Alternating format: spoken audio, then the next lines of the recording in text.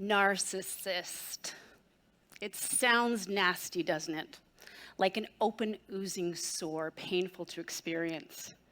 Social narcissism reflects our current cultural reality. Its growth is an increasing challenge to businesses worldwide. The word narcissism stems from Greek mythology.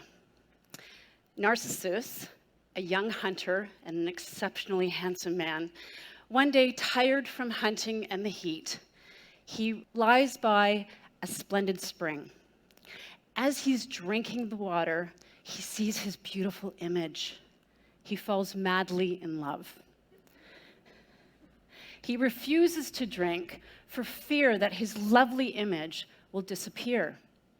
In time, he wastes away, still enamored with himself, and his death is marked by the growth of a single flower, a narcissus.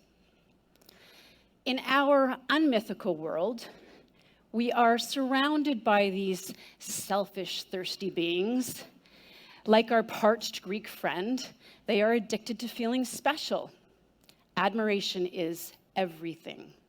And if left unchecked, this cyst boils over into feelings of entitlement, blame, overrating one's abilities, lashing out at criticism, arrogance, and bullying, with very little room for empathy. You all know one. You might even be sitting beside one. You might even be one. Well, one thing we know for sure is that their numbers are increasing. A 30-year study reviewed the narcissistic and empathetic traits of college students. In the 1980s, when the study began, the numbers were pretty good. 30% showed high traits of narcissism, with 70% showing traits of empathy. 30 years later, into our millennial generation, the inverse is true.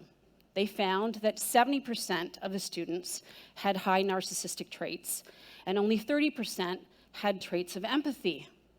This is not to suggest that all millennials are narcissists, but it does tell us that the tendencies are much higher than generations that have gone before.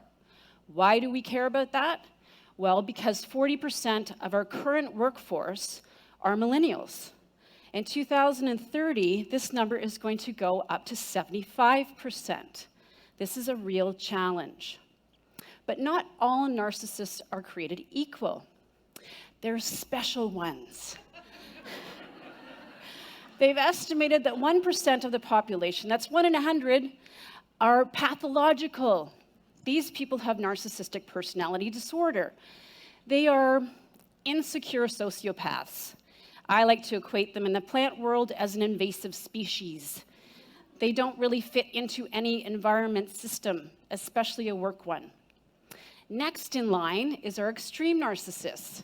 It's estimated that this is between 6 to 10% of the population. These people are very special too. Although not pathological, they are extremely toxic. I like to equate them to a poison ivy. They're best left alone and untouched. The next grouping is our garden variety. These people aren't so bad. They're the mild to mediums. And with a little bit of management, a little bit of cultivation, a little bit of care, they can have very good qualities. They can be incredibly driven. They can be very engaging, very charming, confident, and quite honestly, they can get stuff done. Now, nobody really knows exactly why this growth in narcissism has occurred, but the speculation is that it stems from our individualistic and introspective post-war culture. This has also changed parenting techniques, where kids are micromanaged while the parents are missing in action, where praise is given to raise self-esteem and every kid gets a trophy. Also, there's no free play. And instead, we have a very early adoption of an exposure to media. So regardless of the cause, these people can be extremely difficult to employ and even harder to work for. But they're not going away. So how do we, as business owners, as managers, leverage these challenging personalities to ensure that we have successful businesses and positive working environments? The first step is to hire accordingly. In this situation, you must know that these personality types exist. You must watch for it. By doing so, you can help to screen and weed out those 10%, the pathological and the extreme narcissists. We know that those personality types are extremely toxic and unproductive in the workplace, even as leaders. Additionally, when you're screening, you need to identify not only the job skills that are required, but the personal skills that complement that job. By doing so, you can actually use the strengths of these personalities to your advantage. We know that they're extremely persuasive. We know that they function well as islands in and of themselves. We know that they can be very engaging, and they are also extremely dedicated. So by marrying the personality skills with the job itself, you can ensure greater success. Next, define your environment. You must lead and empower the leaders. If you don't lead, the narcissists will. Weeds grow in cracks, so make sure you have strong leadership. Additionally, create a clan-like environment. This is a team cohesive spirit. The greater good rules. Make sure you have a group. Group success is your measurement for all individuals. By doing so, you can ensure a much greater, powerful workforce. Google and Facebook are brilliant at this. Additionally, they need to be fed, and they need to be fed constantly and frequently. We need to water them with praise. We need to give them raises and incentives, again, frequently, not as a lump sum. Again, we need to appraise them as well and give them constant feedback on how they're doing, and nudge them and keep them in track with the group goals. Finally, we need to create a supportive work environment, not only for the narcissistic personalities, but for everybody else. By doing so, you can ensure that there's good communication, and if there's behavior that's offside, that it can be checked quickly and without any kind of penalties to those people reporting them. Next, you need to clearly set your expectations.